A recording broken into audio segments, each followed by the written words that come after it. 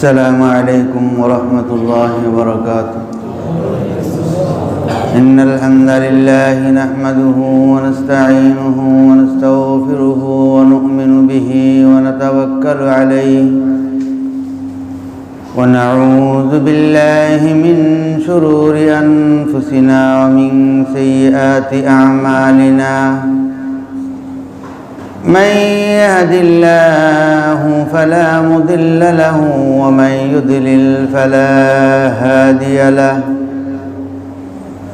ونشهد أن لا إله إلا الله وحده لا شريك له ولا نذير له ولا وزير له ولا مثيل له ولا مشير له ولا معين له. ونشهد أن سيدنا وسندنا وحبيبنا وطبيبنا وطبيب قلوبنا وطبيب أرواحنا ومرشدنا ومولانا محمدا عبده ورسوله الذي أرسله بالحق بشيرا ونذيرا وداعيا إلى الله بإذنه وسراجا وقمرا منيرا. اللهم صل على سيدنا ومولانا محمد في أول كلامنا. اللهم صل على سيدنا ومولانا محمد في أوسط كلامنا. اللهم صل على سيدنا ومولانا محمد في آخر كلامنا. وصلى الله تعالى على خير خلقه محمد وعلى آله وأصحابه أجمعين. أما بعد فأعوذ بالله من الشيطان الرجيم. بسم الله الرحمن الرحيم. يا أيها الذين آمنوا توبوا إلى الله توبة نصوحا عسى ربكم أن يكفر عنكم سيئاتكم ويدخلكم جنات تجري من تحتها الأنهار. صدق الله مولانا العظيم. وقال رسول الله صلى الله عليه وسلم: رب أشعث إغبر لو أقسم على الله لأبره أو كما قال عليه الصلاة والسلام. उपस्थित मोहतरम हाजिरीन, नहायत काबिल एहतराम मुअज़्ज़ज़ मुसल्लिन कराम, अल्लाह जल्ला शानुहुर लाख कोटी शुक्रिया। আল্লাহ রব্বুল আলামিন এই পবিত্র দিনে, এই অবহেলিত জমানায় আল্লাহ রব্বুল আলামিনের মহান হুকুম জুমার নামাজ আদায়ের উদ্দেশ্যে আল্লাহর ঘর মসজিদে আগে আগে উপস্থিত হয়ে দিনই কিছু আলোচনা করা এবং শুনবার আল্লাহ পাক আমাদের তৌফিক দান করেছেন। এই জন্য আমরা দিল থেকে শুকর আদায় করি, আলহামদুলিল্লাহ।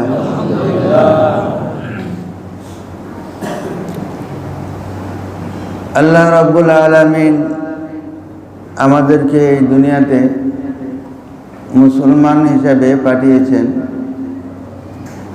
ইসলাম দিয়েছেন। এটা বড় গনিমতের জিনিস, দামি জিনিস।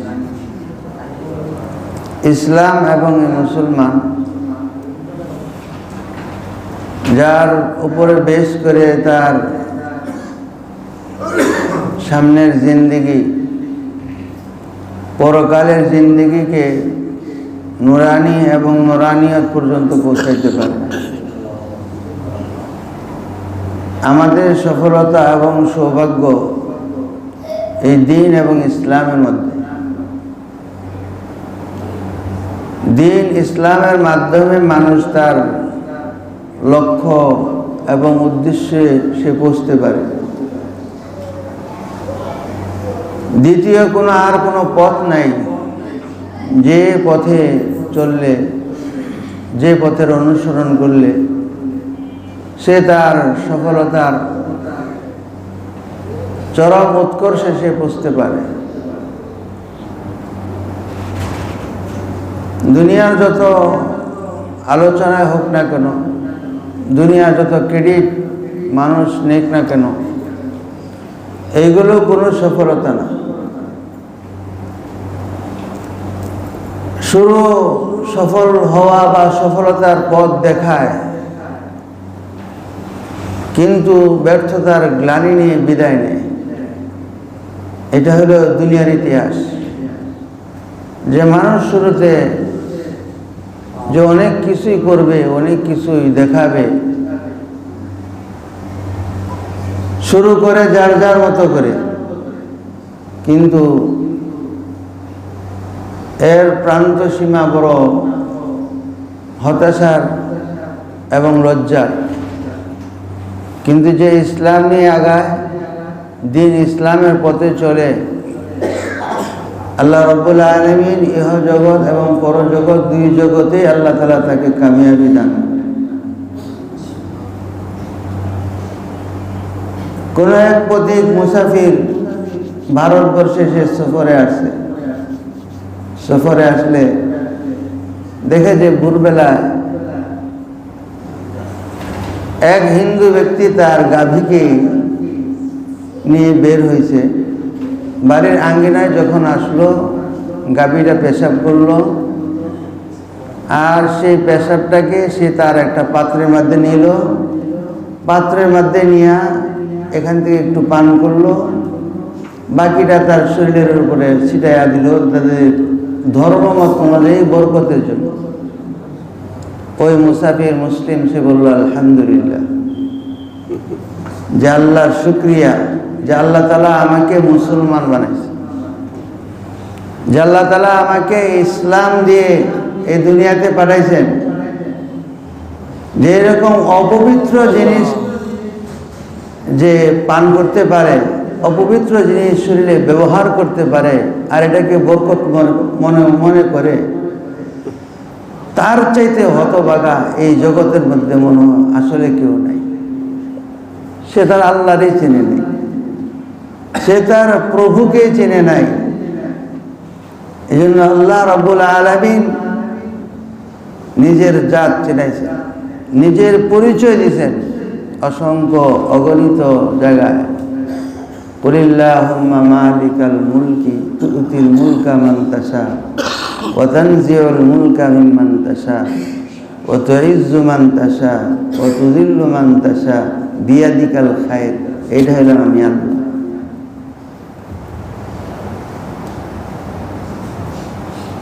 যে আমি সার্বময় ক্ষমতার অধিকারী, আমার চেয়ে বড় ক্ষমতার অধিকারী আর কেউ না। মানুষ বিভিন্ন কথাই তো বলে, কিন্তু আল্লাহ তাআলা নাকচ করে দিচ্ছেন, না করে দিচ্ছেন যে না, আমার চেয়ে বড় ক্ষমতার অধিকারী, ক্ষমতার মালিক আর কেউ না। রাজত্ব আমার হাতে, কাউকে রাজা বানাই, রাজার মসনদে বসায় দেই। তোমরা মনে করো যে তোমরা বসাইছো, তোমরা বানাইছো, যে না, এই রাজার মসনদে রাজত্বে বসানোর এটা মালিক আমি, এবং এই মসনদ থেকে বিতাড়িত করে দেওয়ার মালিক এটা আল্লাহর পরিচয়। এই জন্য এই দুনিয়া আমাদের সামনে যেটা দেখতেছি আমরা, এটা কিন্তু খুবই অল্প সময়, যেটাকে আমরা বলি ক্ষণস্থায়ী জীবন, ক্ষণস্থায়ী জিন্দেগি। এই জিন্দেগি কিন্তু অনেক লম্বা চড়া না। এই ক্ষণস্থায়ী জিন্দেগির জন্য আল্লাহ তাআলা আমাদেরকে দুনিয়াতে পাঠাইছেন, লম্বা সময়ের জন্য এই জায়গা পাঠান নাই। লম্বা কিছু করার জন্য এই দুনিয়াতে যে থাকবে, এমন কিছু করার জন্য আল্লাহ আমাদেরকে পাঠায়নি। আমাকে পাঠাইছেন যে আখিরাতের কিছু কামাই করে যাওয়ার জন্য, যে আমার লম্বা সময় যেখানে থাকতে হবে সেখানের জন্য কিছু করার জন্য। এখানে সব কিছু আমি করে গেলাম, রেখে গেলাম, এগুলো শেষ হয়ে যাবে, এগুলো চূর্ণ বিচূর্ণ হয়ে যাবে, ফানা হয়ে যাবে, ধ্বংস হয়ে যাবে। যে আমরা কত ভুল পথে আছি, ভুলের মধ্যে আছি, যে একটা মানুষের কত বড় স্বপ্ন সে নিয়ে লালন করে, কিন্তু একটা সেকেন্ডের ভিতরে তার দুনিয়ার সমস্ত স্বপ্নকে চূর্ণ বিচূর্ণ করে দেয়। সেকেন্ডের ভিতরে সমস্ত স্বপ্ন লালন তার শেষ হয়ে যায়, সমস্ত আমোদ ফুর্তি, সমস্ত আনন্দ উৎসব সব তার বিলীন হয়ে যায়। আমরা হারেই দেখি যে এই ঈদকে স্বপ্ন নিয়ে, ঈদের আনন্দ নিয়ে কত মানুষ বাড়ি গেছে, ঘরে গেছে। কেউ হয়তো তার আনন্দ করার জন্য সুযোগ পাইছে, আর কেউ হয়তো সুযোগ পায় নাই। কেউ হয়তো যে এমন অবস্থায় গেছে যে সে আল্লাহর নাম নেবে, এই সুযোগটা তার হয় নাই, এই সুযোগেই পায় নাই। সেকেন্ডের ভিতরে তার এই দুনিয়ার ভবিষ্যৎ চূর্ণ বিচূর্ণ হয়ে গেছে, শেষ হয়ে গেছে। তো বোঝা গেল যে দুনিয়া কখন আমার যবনিকা ঘটে জানা নাই। এই জন্য পথিক যখন পথ দিয়ে হাঁটে খুব সতর্কতার সাথে হাঁটে, সাবধানতার সাথে হাঁটে, যে কোন দিক দিয়ে কোন গাড়ি আমার শরীরে উঠে যায়, কোন দিকে কোন অ্যাক্সিডেন্ট হয়ে যায়, কত সতর্ক, কত সাবধান। এই দুনিয়ার জিন্দেগির জন্য মানুষ একটু সতর্কতা অবলম্বন করে, কিন্তু আমার এই চিরস্থায়ী জীবনের জন্য আমার কতটুকু সতর্ক হওয়া, সাবধান হওয়া আমার জন্য দরকার। যে হযরত মালিক বিন দিনার রাহিমাহুল্লাহ বুজুর্গ ছিলেন, যে একদিন দেখেন যে একজন যুবক ইন্টারঅ্যাকশন দিচ্ছেন মানুষকে, তো মনে করলেন যে এখানে একটু দেখি কি হয়। দেখে যে হ্যাঁ, এখানে একটা বিল্ডিং হবে, তাহলে অবশ্যই সে একজন বড় ইঞ্জিনিয়ার, তার সামনে যারা আছে সবাই ওয়ার্কার, কাজ করবে। এই ধরনের লোক যে বলতেছে যে এই জায়গায় এই হবে, অমুক জায়গায় এই হবে, ওই হবে, ওই হবে, ওই হবে, এই লম্বা চূড়া আলোচনা তাদের সামনে তাদেরকে বুঝাইতেছে, আর তারাও মাথা আলাদা জি হ্যাঁ জি হ্যাঁ এরকম করতেছে। মালিক বিন দিনার বলে, আল্লাহ, যে এই কত সুন্দর এক যুবক, আল্লাহ তুমি তার যদি জান্নাতের যুবক বানায় দিতা, জান্নাতের যুবক বানায় দিতা। ইত্তাকু ফিরাসাতাল মুমিন ফাইন্নাহু ইয়ানজুরু বিনুরিল্লাহ। আল্লাহর ওলিরা তারা তাদের এই শুধু এই চোখটাতে দেখে না, ফাইন্নাহু ইয়ানজুরু বিনুরিল্লাহ। আল্লাহ তাআলা তার চোখের মধ্যে আল্লাহ প্রদত্ত যে নূর আছে, ওই নূরের মাধ্যমে দেখে। তো ওই যুবককে হযরত মালিক বিন দিনার ওই নূরের নজরেই তার দিকে হয়তো বা তাকাইছিলেন। কাছে গেছেন, জিজ্ঞাসা করছেন, হে যুবক, তুমি এখানে কি করতেছো? বললো যে এখানে একটা বাড়ি হবে বড় আলিশান, এই জন্য সবাইকে কিভাবে কাজ করবে এর ড্রয়িং ডিজাইন সব বুঝাই দিচ্ছি।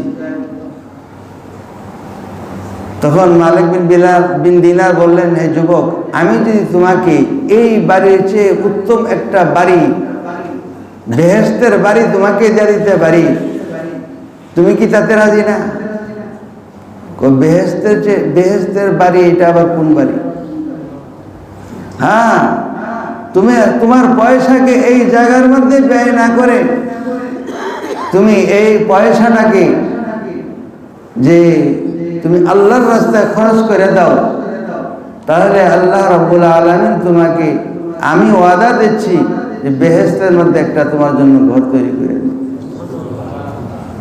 তখন বলল, আচ্ছা আমি চিন্তা ভাবনা করে দেখি। আমি চিন্তা ভাবনা করে দেখি। হযরত মালিক বিন দিনার বাড়িতে ফিরে আসলেন। এশার নামাজের পরে তিনি নিরালায় নামাজে দাঁড়ায় গেল। নামাজে দাঁড়ায় মোরাকাবায় বসলেন। মোরাকাবায় বসে ওই যুবকের জন্য দোয়া আরম্ভ করেছে, আল্লাহ তুমি তার জন্য উত্তম ফয়সালা করো। হযরত মাওলানা ইলিয়াস রহমতুল্লাহ আলাইহি এই কথাটা বলতেন যে যখন কোনো মানুষকে দ্বীনের কথা শোনাবি,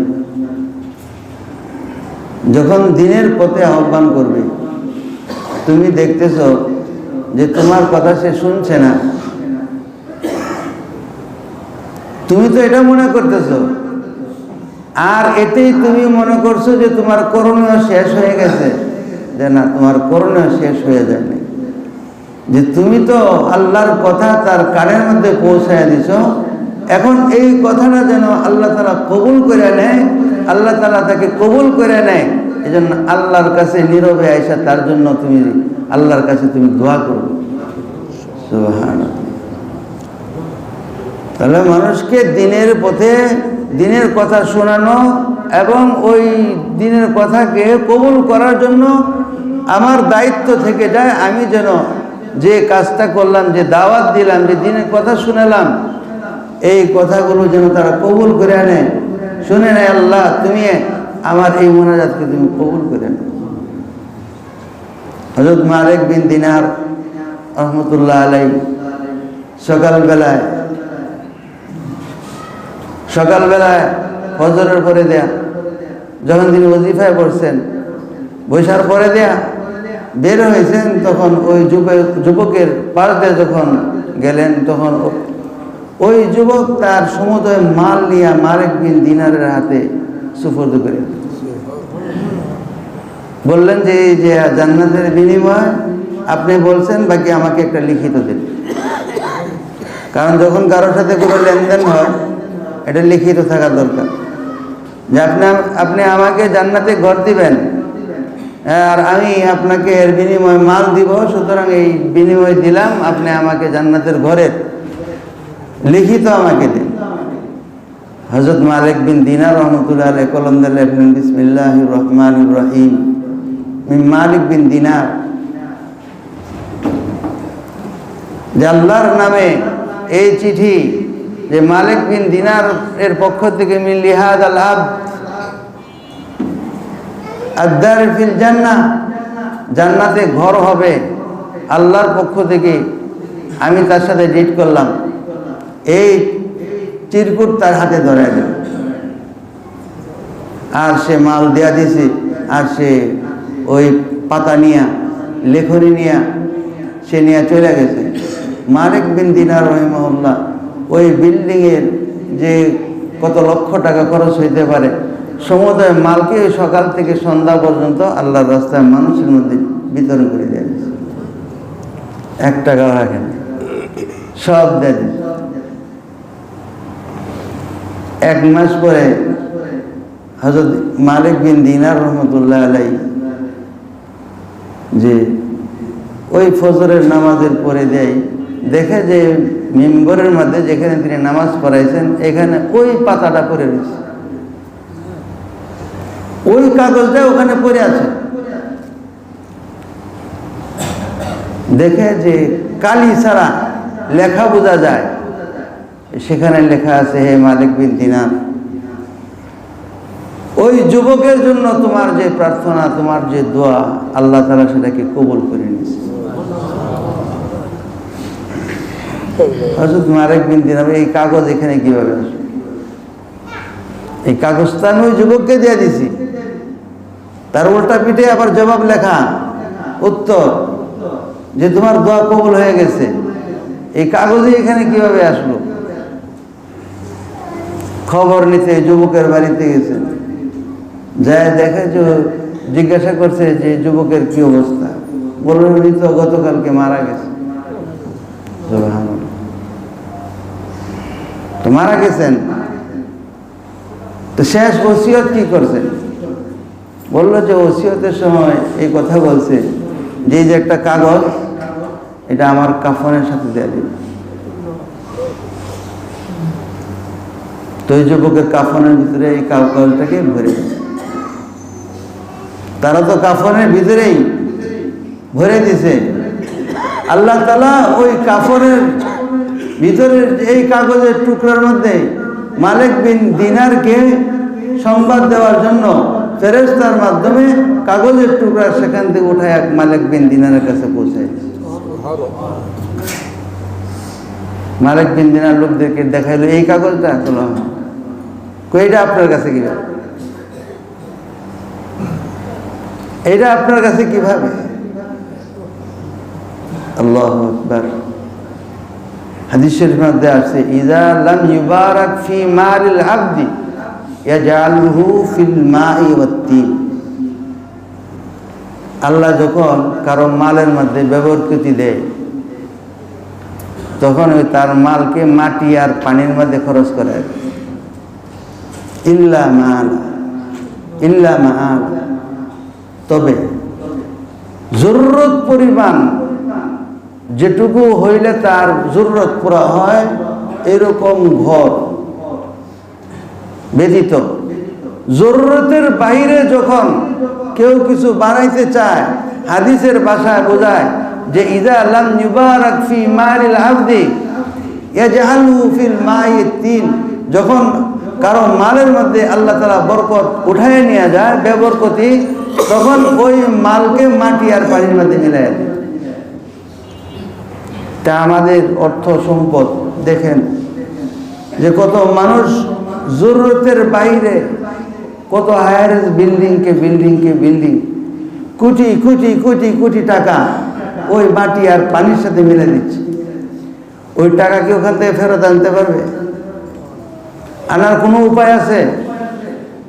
কার জন্য রেখে যাচ্ছি, কার জন্য করে যাচ্ছি যে আমার সমস্ত মালকে ওই মাটি আর পানির সাথে আমি মিলাই দিতেছি।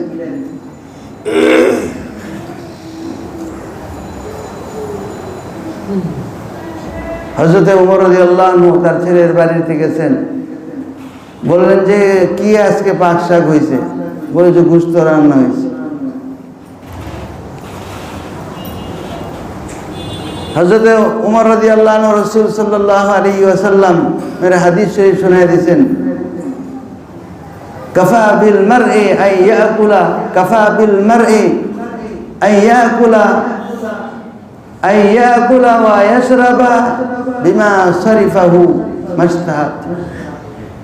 যে বান্দা তার চাহিদা যতটুকু ততটুকুই যেন, তার ইচ্ছা করা হয় ততটুকুই যেন খরচ করে, এবং আল্লাহ তাআলা যেন বান্দার ওই চাহিদাকে আল্লাহ পুরা করেন। কারণ চাহিদা এমন একটা জিনিস যে এটা একটা বিরাট বড় একটা পাত্র। এই চাহিদার পাত্র এই দুনিয়াতে কোনোদিন পুরা হওয়ার না। এই পাত্রটা এত বড় যে এই পাত্রটা কোনোদিন পুরা হয় না। এই চাহিদার পাত্র একমাত্র পুরা হবে আখিরাতে। দুনিয়াতে কোনোদিন চাহিদার পাত্র কেউ কোনোদিন পুরা করতে পারবে না। হযরত আয়েশা সিদ্দিকা রাদিয়াল্লাহু তাআলা আনহা হযরত রাসূলুল্লাহ সাল্লাল্লাহু আলাইহি ওয়াসাল্লামের সবচাইতে পছন্দের বিবি, উম্মাহাতুল মুমিনিন হযরত আয়েশা সিদ্দিকা রাদিয়াল্লাহু আনহাকে বললেন, যে আয়েশা, যে তুমি যদি আমাকে আখিরাতে পাইতে চাও তাহলে তিনটা জিনিস তোমার মধ্যে লাগবে। ইয়া রাসূলুল্লাহ, ওই তিনটা জিনিস কি? হযরত রাসূল সাল্লাল্লাহু আলাইহি সাল্লাম বললেন, আয়েশা, তোমার কাপড় ততক্ষণ পর্যন্ত নিজের ব্যবহার থেকে বাদ দিবে না যতক্ষণ পর্যন্ত পুরান হয়ে যাওয়ার পরে দেয়া ছিঁড়ে যায়, ফেটে যায়, তার মধ্যে সেলাই না লাগে বা তালি না লাগে, ততক্ষণ পর্যন্ত তোমার পরিধান থেকে তুমি বাহিরে রাখবে।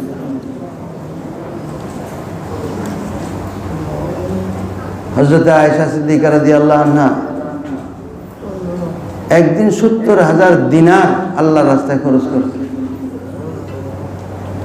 সাহাবারা দেখছেন যে হযরত আয়েশা সিদ্দিকা রাদিয়াল্লাহু আনহার পরনে পরিহিত যে জামাটা আছে ওই জামাটা ফাটা, অথচ ৭০,০০০ দিনার আল্লাহর রাস্তায় খরচ করেছে। আমাদের টাকা পয়সা সবচেয়ে বেশি খরচ হয় খানা পিনার মধ্যে, সবচেয়ে বেশি খরচ হয় খানা পিনার ভিতরে। যে যত বেশি খাইতে পারে, যার যত আছে, সে চায় তার খানার চাহিদার পরিমাণ পরিমিত অবস্থায় না রেখে যে আরো কিভাবে অতিরিক্ত খাবার সংগ্রহ করা যায়, পকেটের দিকে তাকায় না, যে আরো তো মানুষের প্রয়োজন আছে, জরুরত, ওইটা লক্ষ্য করে না, বরং তার সমুদয়ের মালের সিংহভাগকে সে তার খানা পিনার পিছনে খরচ করতেছে। ২ নম্বর, পোশাক পরিচ্ছদের পিছনে সবচেয়ে বেশি। কে কার চাইতে বেশি দামি কাপড় কিনতে পারে? ভাইদের মধ্যে লড়াই হয়, বোনদের মধ্যে লড়াই হয়, প্রতিবেশীর মধ্যে লড়াই হয়। আজকালের যুগ তো আরো আছেই, যে পোশাক কেনার পরে দেই এটাকে সেলফি করে ফেসবুকে পোস্ট করে দেয়, সে কত দামি কাপড় সে কিনছে। এই বছর তো এরকম, আগামী বছর লেটেস্ট আরেকটা কিনে, আরো 10টা কিনে, আরো 20টা কিনে। এইভাবে কাপড়ের স্তূপকে স্তূপ ঘরে জমে যায়। এরপরে স্বামী স্ত্রী ঝগড়া হয় যে তুমি কি এক ওয়ার্ড্রোব কিনে দিলা, এটা তো কাপড়ে ভরে গেছে, এখন কাপড় লড়াচড়াও করা যায় না। সে যে এতগুলি কাপড় কিনলো সেটা তার অপরাধ না, তার কাপড় সে সামলাইতে পারে না, রাখতে পারে না, তার আলমারিতে ধরতেছে না, ওইটা নিয়ে স্বামীর সাথে তার ঝগড়া, যে এটা চাই না, হ্যাঁ আরো 5 ড্রয়ার, 10 ড্রয়ারের আরো এতগুলো ড্রয়ার বানাও, এতগুলো রুম আছে, জায়গার তো অভাব নাই। কিন্তু এই লক্ষ লক্ষ টাকা নিয়ে ওই মার্কেটে যায় নতুন নতুন ডিজাইন, ফ্যাশন, প্রত্যেক বছরে এই লক্ষ লক্ষ টাকা ওই কাপড়ের পিছনে নষ্ট করে পরবে কয়দিন, একদিন। এমন পোশাক যারা শরীরে রাখা যায়, শুধু একটু দেখার জন্য সেলফি, আর কিচ্ছু না। 2 ঘন্টাও শরীর রাখতে পারে না।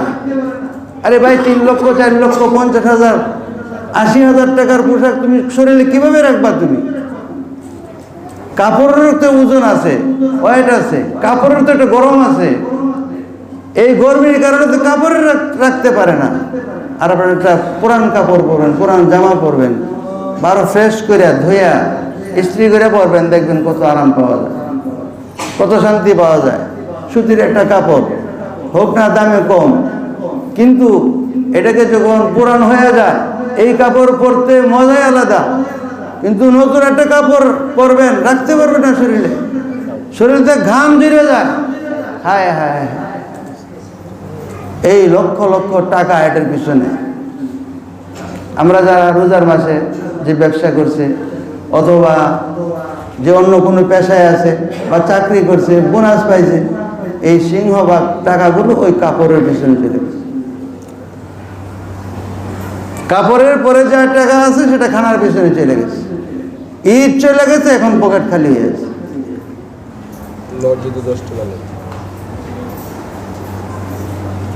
আয়েশা সিদ্দিকা রাদিয়াল্লাহু আনহা তিনি কি করলেন, যে 70,000 দিনারকে আল্লাহর রাস্তায় খরচ করেছেন। সাহাবারা দিয়েছেন তার শরীরের কাপড়টা ফাটা, সেখানে সেলাই করা।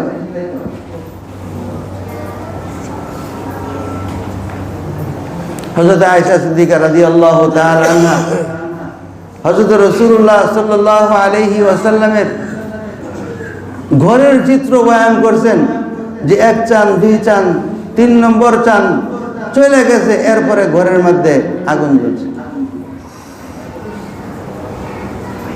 আর এতদিন পর্যন্ত শুধু দিন গুজারা করছেন, সময় পার করছেন যে খেজুরের উপরে, শুকনা খাবারের উপরে। ভাই, খাবার চাহিদা চাহাত তাদেরও ছিল, তারাও পুরা করছেন, কিন্তু এই দুনিয়ার চাহাতকে দাবায় রাখছেন, আখিরাতের চাহিদাকে পুরা করার জন্য, আখিরাতের জন্য কামাই করছেন। এই জন্য বেশি বেশি সময় কবরস্থানে যাওয়া, বেশি বেশি সময় কবরস্থানে যাওয়া। যে কেন? সেখান থেকে তুমি ইবরত হাসিল করবা যে তোমরা আগে চলে আসছো, আনতুম সালাফুনা, আমাদের কিন্তু এই জায়গার মধ্যে আসতে হবে, এই জায়গায় আসতে হবে।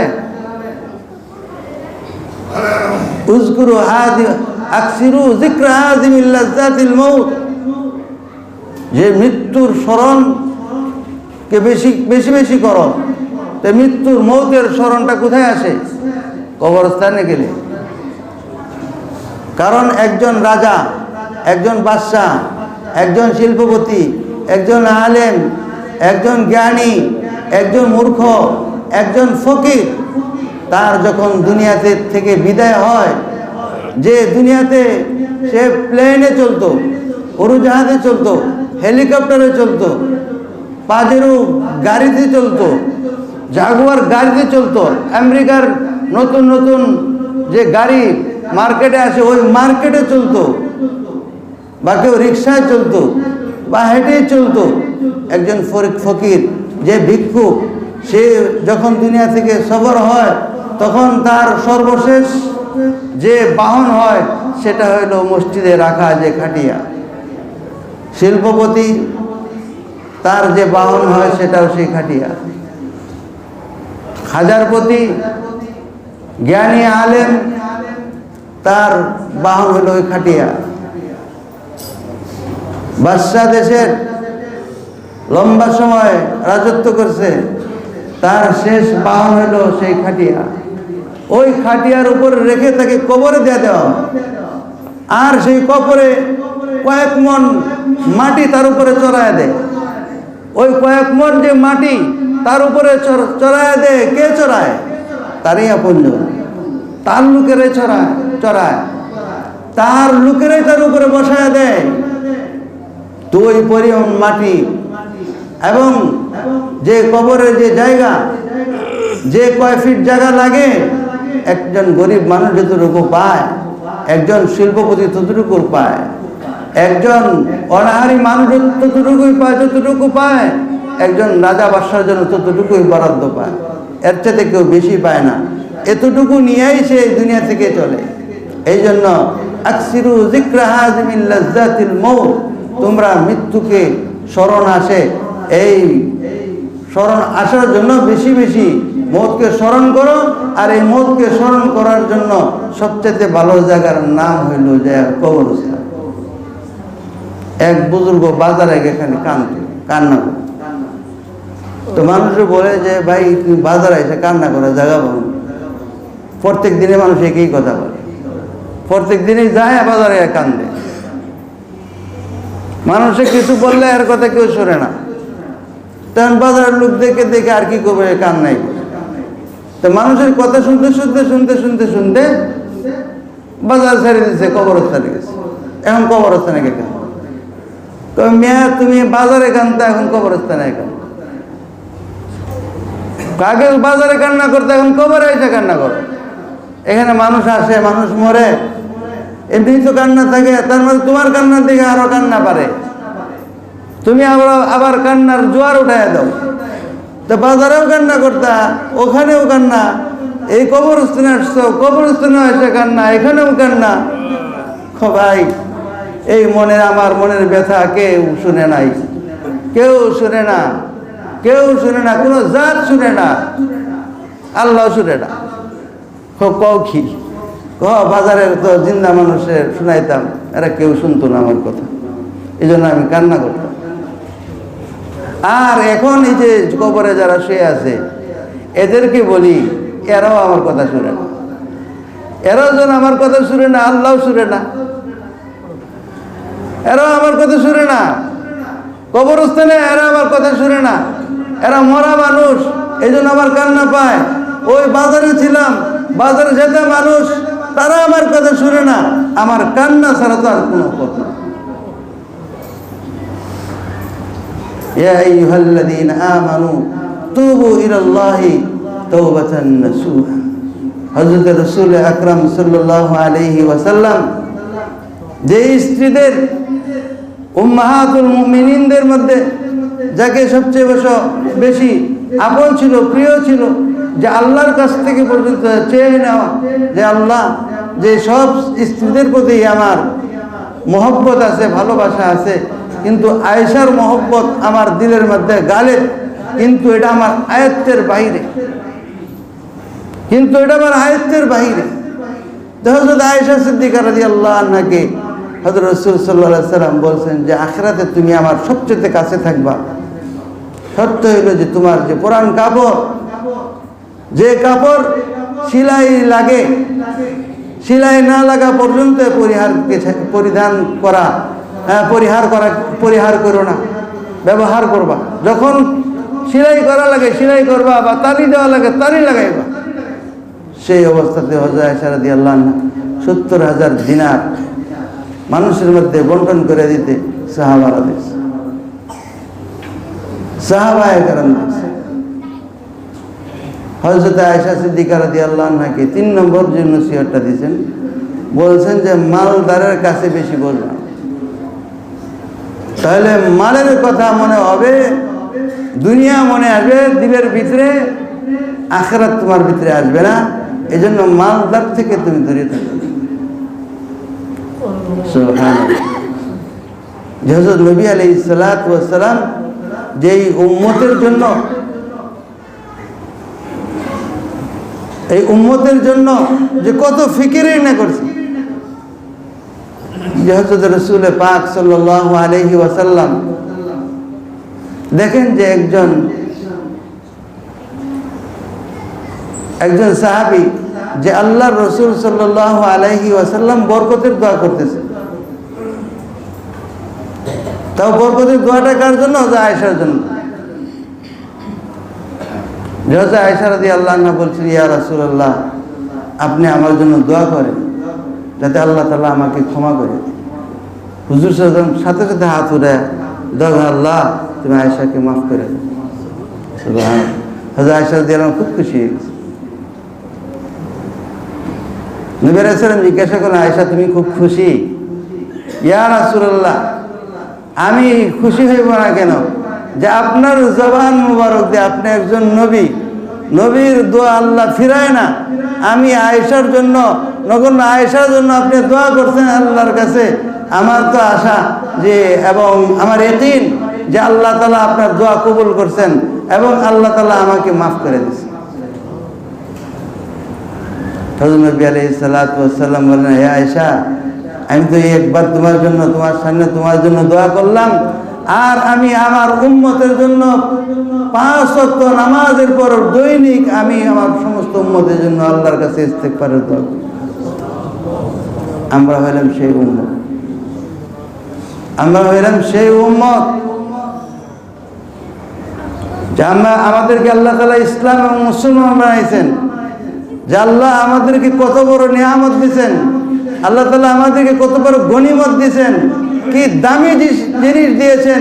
ওই দামি জিনিসকে রক্ষা করা, ওই দামি জিনিসকে হেফাজত করা আমাদের প্রত্যেকজন ইমানদার মুসলমানের জন্য কতটুকু দায়িত্ব। 5 ওয়াক্ত নামাজ, 5 ওয়াক্ত নামাজ, উম্মত নামাজ ছেড়ে দিয়েছে। যারা উম্মতের ইমানের পরে, তার উপরে হক, যখন সে ইমান নিয়ে আসছে, ইমান নিয়ে আসার পরে দেয়া এই নামাজ।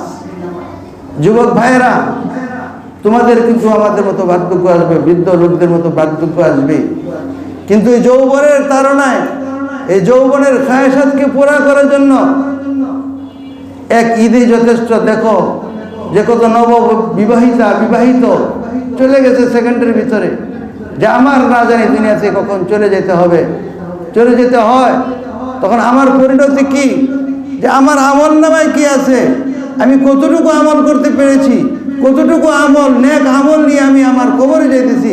আমার কবরে আমার হিসাব নিকাশ, কবরের হিসাব আমার বন্দোবস্ত কি হবে, কবরে আমার সাথী কে হবে, কবরে আমাকে কে সাহায্য করবে, ওই সাহায্য করার কি আমল আমার কাছে আছে, একটু ফিকির করা যে ঈদ পরবর্তী সময়ের ভিতরে আমাদের ভিতরে যে অবহেলা দেখা যাচ্ছে, যে সর্বনাশ, আমাদের সর্বনাশ, যে কোন সময় কোন আযাব, কোন হালাকত চলে আসে, ধ্বংস চলে আসে বলা মুশকিল।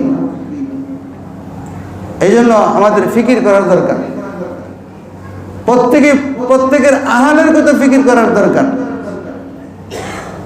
যেখানে তো সবাই প্রত্যেকেই একটা ফ্যামিলি নিয়ে আসি, আমার একটা ফ্যামিলি আছে, আমার একটা পরিবার আছে, যে এই পরিবারকে তো আল্লাহ তাআলা আমার মাধ্যমে চালাইতেছে। তো দুনিয়া যেভাবে আমি চালাইতেছি, চলছি, আমার কিন্তু দায়িত্ব এটাও যে আখিরাতের পথটাও তাদেরকে চালানো, আখিরাতের পথটাও তাদেরকে দেখানো, ওই পথের মধ্যে তাকে উঠায় দেওয়া, এইটাও কিন্তু আমার দায়িত্ব। যে যেখানেই থাকি, যেখানেই থাকেন, আজান হয়ে গেলে মসজিদের পথ যেন ধরি, আজান হয়ে গেলে, নামাজের টাইম হয়ে গেলে, সময় হয়ে গেলে আমরা যেন নামাজের পথ ধরি। ইনশাআল্লাহ আমরা মানার চেষ্টা করবো।